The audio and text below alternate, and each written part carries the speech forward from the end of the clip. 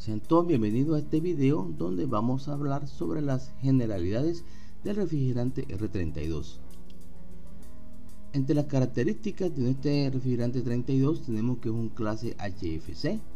Bien, tenemos un número CAS de 7515. Recuerden que el número CAS es el número que lo identifica a nivel internacional. Tenemos un grupo de seguridad A2L, que significa que es una baja o nula toxicidad y tiene una baja flamabilidad o ligera flamabilidad, como le dicen por allí. Entre los aceites compatibles tenemos que es con el aceite POE, que son poliolesteres. Posee un PAO de 0, que significa que este refrigerante no degrada la capa de ozono y tiene un potencial de calentamiento global de 677. Es un número relativamente con valor medio, ¿cierto? Pero realmente estamos pasando de un refrigerante que de ese 410 que estaba alrededor de un valor bastante alto comparado con este potencial de calentamiento global de 677. Debido a su naturaleza, es un refrigerante que puede ser cargado tanto en fase líquida como en fase vapor o gaseosa.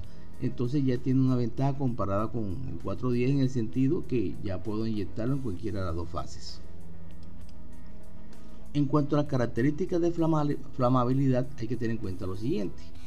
Aquí tenemos el límite inferior de flamabilidad, está alrededor de unos 306 gramos por metro cúbico, y en cuanto al límite superior de flamabilidad estamos a unos 639 gramos por metro cúbico. O sea que vamos a tener el rango aquí de alto riesgo de combustión entre los 306 y los 639 gramos por metro cúbico.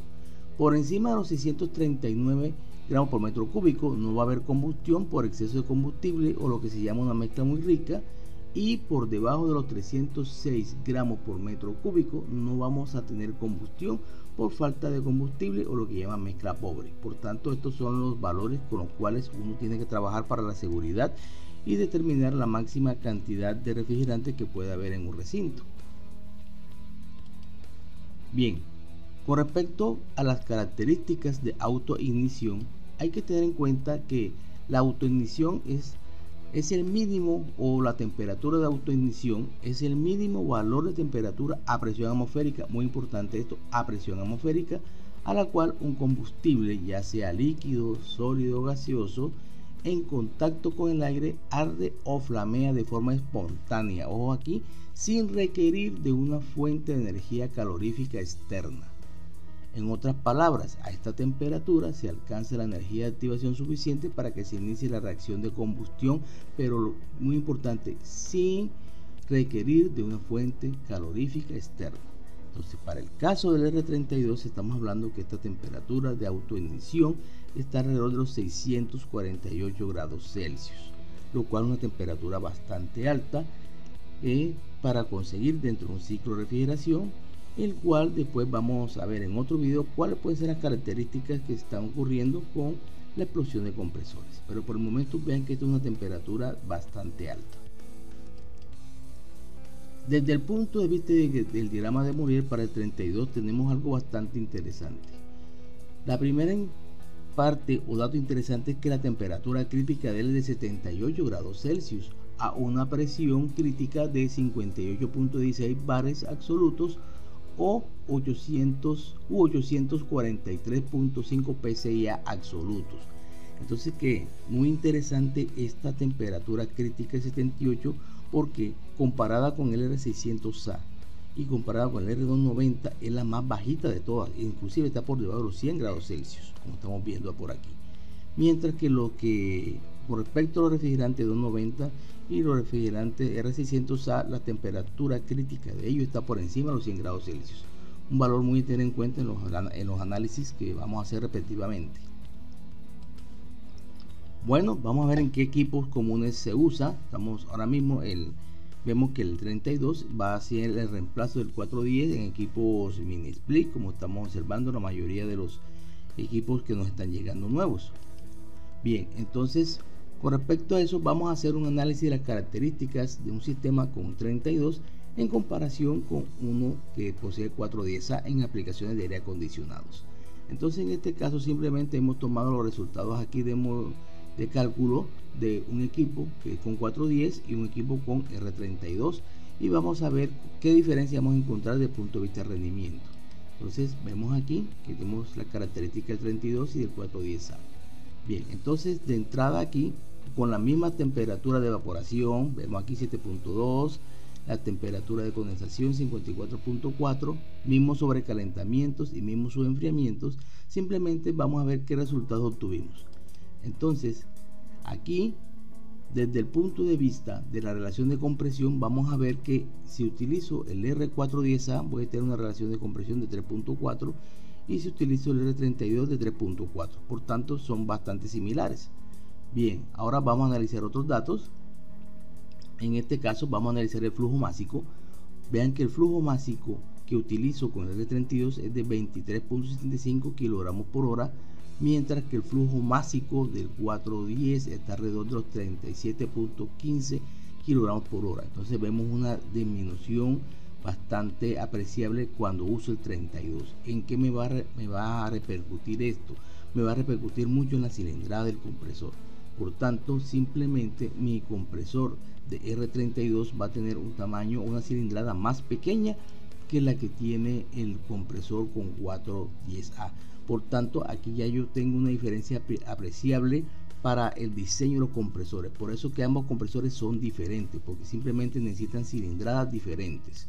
Entonces de allí comienza la primera diferencia entre los compresores. Seguimos entonces. Vean que desde el punto de vista de la potencia mecánica de compresión, estamos viendo que la potencia mecánica de compresión para el R32 es de 0.5 kilovatios, mientras que la del 410 es de 0.539, ligeramente mayor. Entonces simplemente vamos a tener un compresor que va a necesitar una menos potencia de compresión y eso se va a ver reflejado también en el consumo de mi compresor. Muy bien, vamos a seguir nuestro análisis. Desde el punto de vista del COP del ciclo, vean que el COP cuando utilizo el R32 es de 2.97, mientras que el COP del 410 es de 2.7. Entonces estamos 0.2 aproximadamente por encima, lo cual se refleja en que este equipo va a ser mucho más eficiente, como se están hablando en todas las redes, y tiene razón, porque aquí simplemente estamos viendo que tengo una menor cilindrada, tengo una menor potencia de compresión, simplemente estamos viendo ese reflejo en el COP. Muy bien, desde el punto de vista ecológico, pues vamos pasando obviamente a un refrigerante que tiene un potencial de calentamiento global mucho más bajo que el del 410A, y eso es muy importante.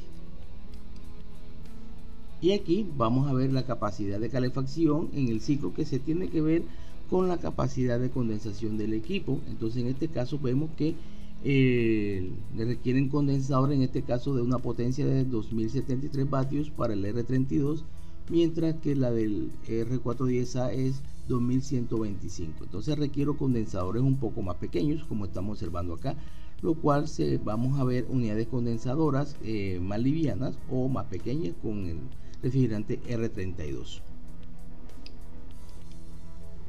Bien, en cuanto a recomendaciones para trabajar con el R32 tenemos hay que modificar el procedimiento de medición de presión, de carga, recarga de refrigerante y diagnóstico de equipos. Ya recordemos que en estos equipos cualquier procedimiento tiene que ser mangueras con vacío para evitar el contacto con el oxígeno con este refrigerante tipo A2L.